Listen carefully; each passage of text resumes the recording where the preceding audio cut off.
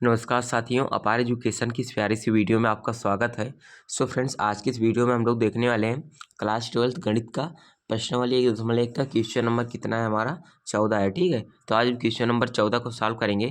तो अपना question number 14 क्या है, यहाँ पर कह रहा है कि मान लीजिए, यानी कि सपोज कीजिए कि एक्स वाई तल में स्थित समस्त रेखाओं का समुच्चय एल है। ठीक है, और एल में आर हमारा संबंध दिया है, जिसमें क्या है कि आर बराबर है L1, L2 के, और क्या है कि L1 समांतर है L2 के, यानी कि L1 और L2 क्या है, परस्पर समांतर है। ठीक है, द्वारा परिभाषित संबंध R है।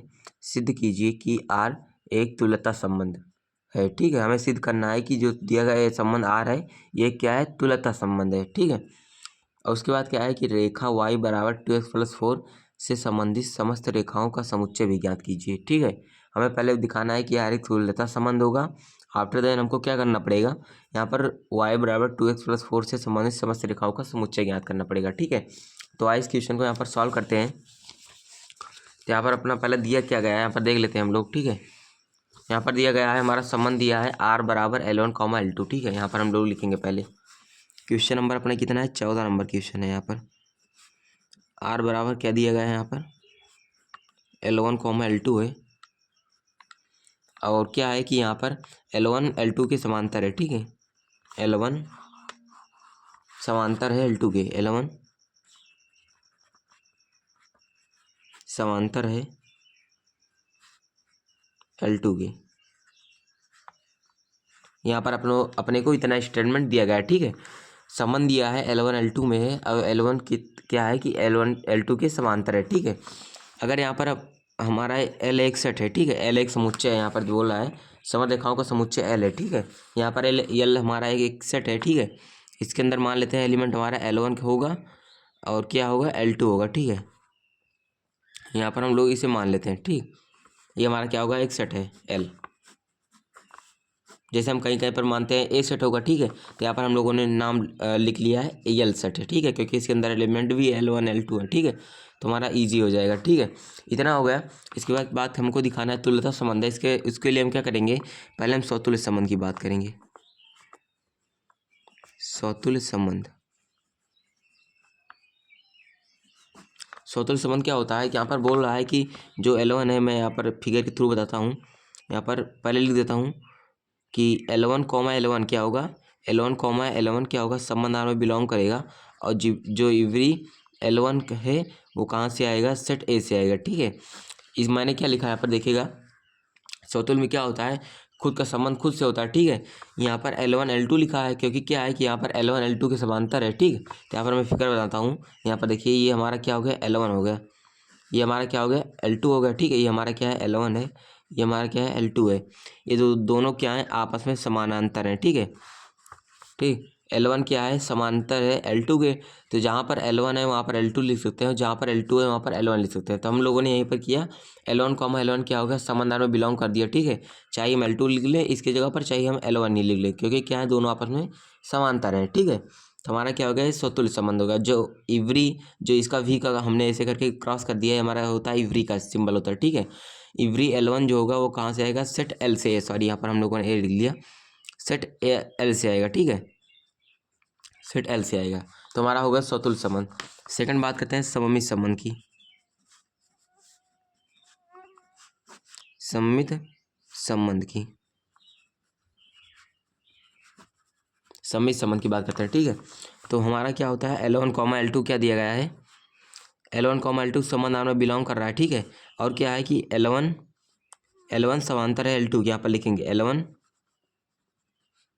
समांतर है L2 के।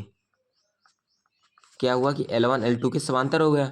ठीक है, जब L1 L2 के समांतर है तो L2 भी तो L1 के समांतर होगा, तो यहाँ पर लिखेंगे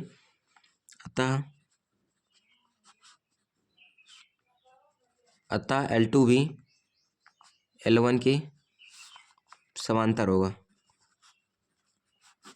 समांतर होगा। ठीक है, जब यहाँ पर हमारा L1 समांतर था L2 के, तो हम लोगों ने लिखा L1 L2। ठीक है, पहले L1 था तो हम लोगों ने आगे L1 लिख दिया।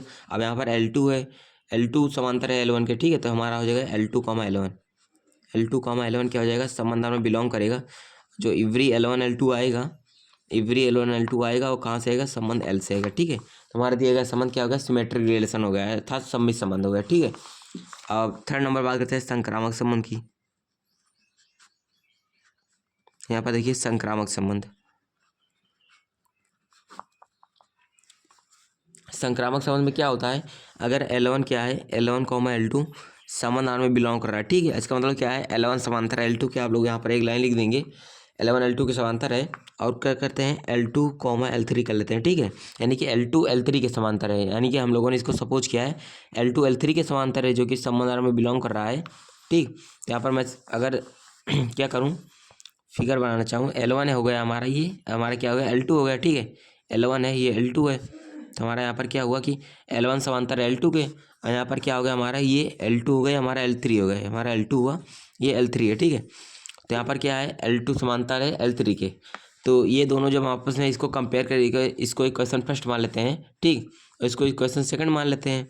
इन दोनों को जब कंपेयर करेंगे, यानी कि इसका मतलब क्या हुआ, L1 पैरेलल हुआ L2 के, और L2 क्या हुआ, पैरेलल हुआ L3 के। ये हमारा पैरेलल का समांतर का निशान होता है। ठीक है, तो L2 से L2 हमारा कैंसिल हो जाएगा, क्योंकि इक्वेशन फर्स्ट माना, इक्वेशन सेकंड माना, L2 से L2 कैंसिल हो गया, बचा हमारा L1 समांतर L3 बचता है। ठीक है, यहाँ पर हमारा बचेगा L1 समानांतर L3। इसका मतलब क्या हुआ कि L1 L3 क्या होगा, संबंध R में बिलोंग करेगा। ठीक है, तो हमारा दिया गया संबंध क्या हो जाएगा, संक्रामक संबंध हो जाएगा। ठीक, और इवरी जो L1 L2 L3 आएगा, L1 L2 L3 आएगा, वो सेट L से आने वाला है। ठीक, तो इसका मतलब दिया गया संबंध हमारा संक्रामक संबंध हुआ। L1 L2 का संबंध था, L2 L3 का हम लोगों ने मान लिया है, तो L1 L3 का दिखाना था, तो हम लोगों ने यहाँ पर L1 L3 का दिखा दिया, अर्थात दिया गया संबंध संक्रामक है। तो लास्ट में लिखेंगे दिया गया संबंध स्वतुल्य सममित संक्रामक है, इसलिए दिए गया ये संबंध तुल्यता संबंध है। ठीक है, ये आप लोग लास्ट में डाल देंगे 2 लाइन। उसके बाद हमसे क्या कह रहा है कि y बराबर 2x + 4 से संबंधित समस्त रेखाओं का समुच्चय ज्ञात कीजिए।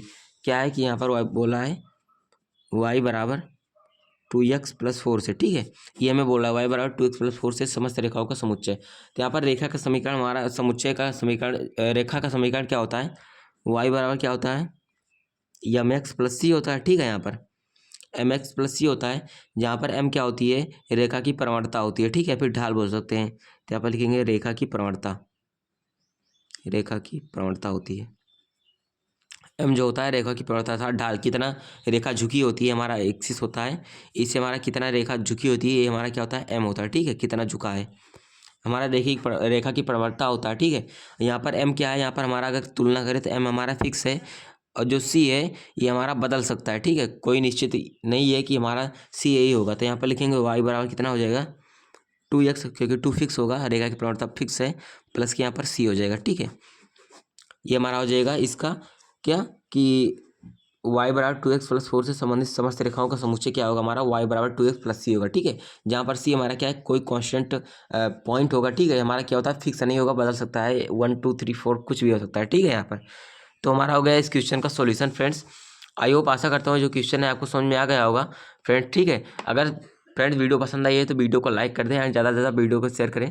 मिलता है नेक्स्ट वीडियो में, थैंक यू।